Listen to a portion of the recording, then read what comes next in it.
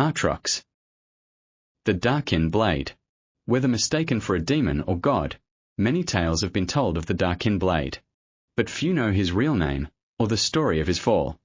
In ancient times, long before desert sand swallowed the empire, a mighty champion of Shurima was brought before the sun disk to become the avatar for a now-forgotten celestial ideal. Remade as one of the Ascended, his wings were the golden light of dawn, and his armor sparkled like a constellation of hope from beyond the great veil. Aatrox was his name. He was at the vanguard of every noble conflict. So true and just was his conduct that other god warriors would always gather at his side, and 10,000 mortals of Shurima marched behind him. When Sataka, the ascended warrior queen, called for his help against the rebellion of Icathia, Aatrox answered without hesitation. But no one predicted the extent of the horrors that the rebels would unleash. The void quickly overwhelmed its Icathian masters, and began the grinding annihilation of all life it encountered. After many years of desperate battle, Aatrox and his brethren finally halted the void's perverse advance, and seared the largest rift shut. But the surviving Ascended, the self-described Sunborn, had been forever changed by what they had encountered. Though Shurima had triumphed, they all had lost something in their victory, even noble Aatrox. And in time, Shurima fell, as all empires must. Without any monarch to defend, or the existential threat of the void to test them, Aatrox and the Sunborn began to clash with one another, and eventually this became a war for the ruins of their world. Mortals fleeing the conflict came to know them instead by a new and scornful name, the Darkin. Fearing that these fallen Ascended were as dangerous to Runeterra's survival as the void incursions had been, the Targonians intervened. It is said that the aspect of twilight gave mortals the knowledge to trap the Darkin, and the newly reborn aspect of war united many in fighting back against them. Never fearing any foe, Aatrox and his armies were ready, and he realized only too late that they had been deceived.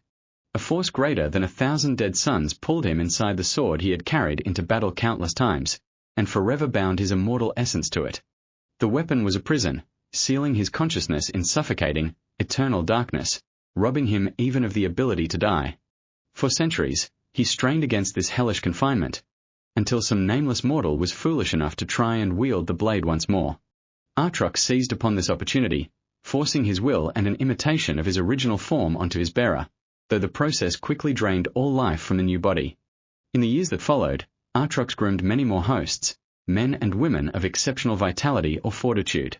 Though his grasp of such magics had been limited in life, he learned to take control of a mortal in the span of single breath, and in battle he discovered he could feast on his victims to build himself ever larger and stronger. Aatrox traveled the land, searching desperately, endlessly, for a way return to his previous ascended form. But the riddle of the blade proved unsolvable, and in time he realized he would never be free of it.